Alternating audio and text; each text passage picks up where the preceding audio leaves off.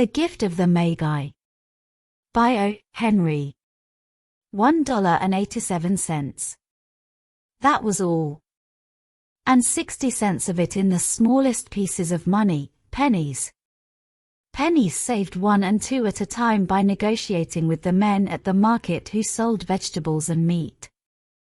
Negotiating until one's face burned with the silent knowledge of being poor. 3 times Della counted it. $1.87. And the next day would be Christmas. There was clearly nothing to do but sit down and cry.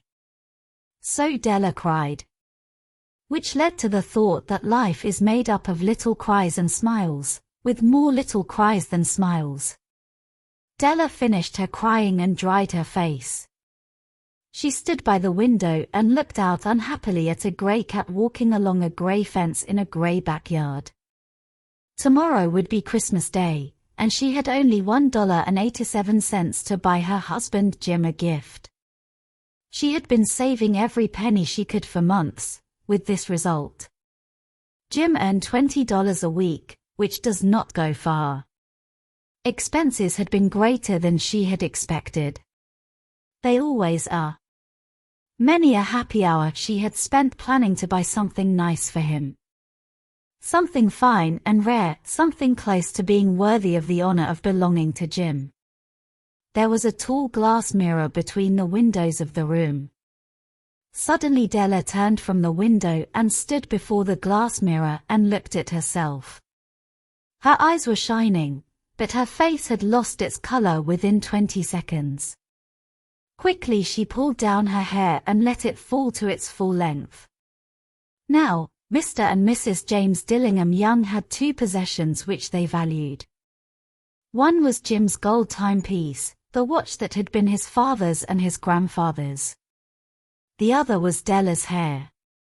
Had the Queen of Sheba lived in their building, Della would have let her hair hang out the window to dry just to reduce the value of the Queen's jewels. So now Della's beautiful hair fell about her, shining like a brown waterfall. It reached below her knees and made itself almost like a covering for her. And then quickly she put it up again. She stood still while a few tears fell on the floor. She put on her coat and her old brown hat. With a quick motion and brightness still in her eyes, she danced out the door and down the street. Where she stopped the sign read, Madame Sofronie. Hair goods of all kinds. Della ran up the steps to the shop, out of breath. Will you buy my hair? Asked Della.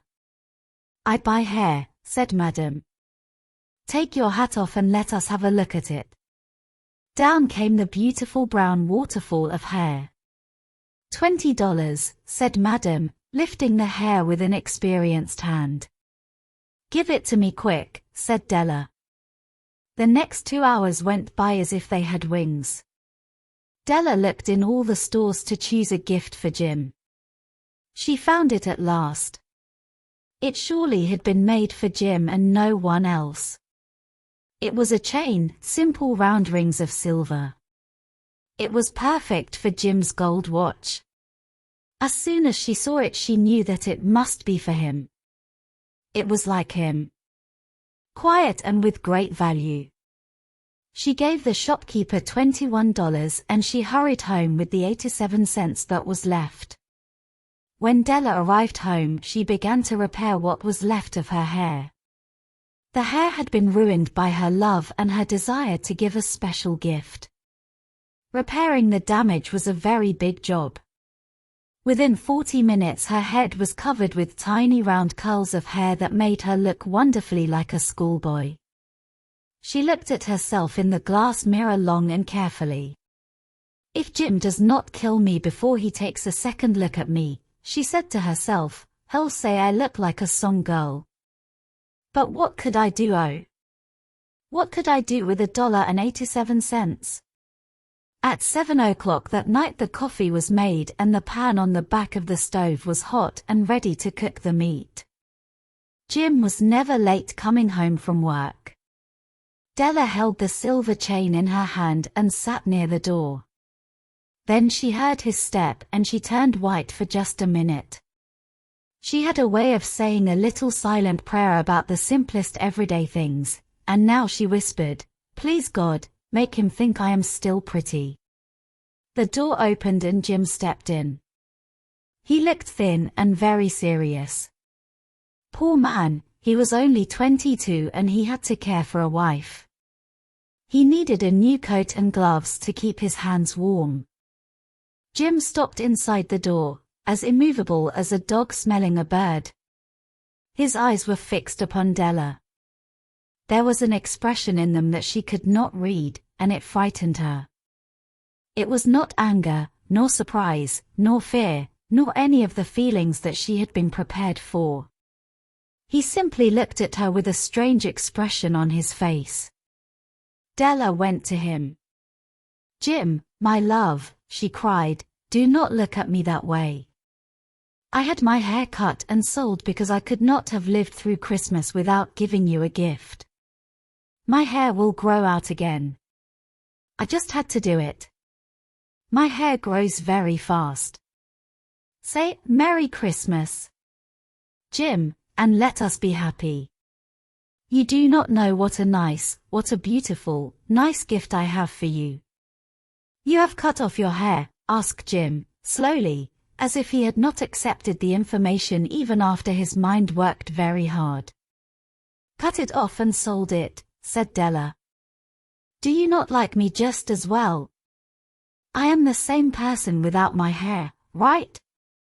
Jim looked about the room as if he were looking for something. "You say your hair is gone?" he asked. "You need not look for it," said Della. "It is sold, I tell you, sold and gone, too. It is Christmas Eve, boy. Be good to me, for it was cut for you. Maybe the hairs of my head were numbered," she went on with sudden serious sweetness, "but nobody could ever count my love for you. Shall I put the meat on, Jim?" Jim seemed to awaken quickly and put his arms around Della. Then he took a package from his coat and threw it on the table. "Do not make any mistake about me, Dell," he said. "I do not think there is any haircut that could make me like my girl any less. But if you will open that package you may see why you had me frightened at first." White fingers quickly tore at the string and paper. There was a scream of joy, and then, alas! A change to tears and cries, requiring the man of the house to use all his skill to calm his wife. For there were the combs, the special set of objects to hold her hair that Della had wanted ever since she saw them in a shop window. Beautiful combs, made of shells, with jewels at the edge, just the color to wear in the beautiful hair that was no longer hers. They cost a lot of money, she knew, and her heart had wanted them without ever hoping to have them. And now, the beautiful combs were hers, but the hair that should have touched them was gone. But she held the combs to herself, and soon she was able to look up with a smile and say, "My hair grows so fast, Jim." Then Della jumped up like a little burned cat and cried, "Oh, oh." Jim had not yet seen his beautiful gift. She happily held it out to him in her open hands. The silver chain seemed so bright. "Isn't it wonderful, Jim? I looked all over town to find it. You will have to look at the time 100 times a day now. Give me your watch. I want to see how it looks on it." Instead of obeying, Jim fell on the couch and put his hands under the back of his head and smiled.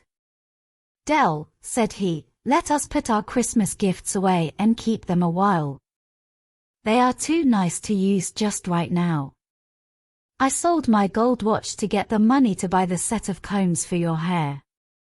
And now, why not put the meat on?" The Magi were wise men, wonderfully wise men who brought gifts to the baby Jesus. They invented the art of giving Christmas gifts. Being wise, their gifts were wise ones. And here I have told you the story of two young people who most unwisely gave for each other the greatest treasures of their house. But in a last word to the wise of these days, let it be said that of all who give gifts, these two were the wisest. Everywhere they are wisest. They are the Magi. The end.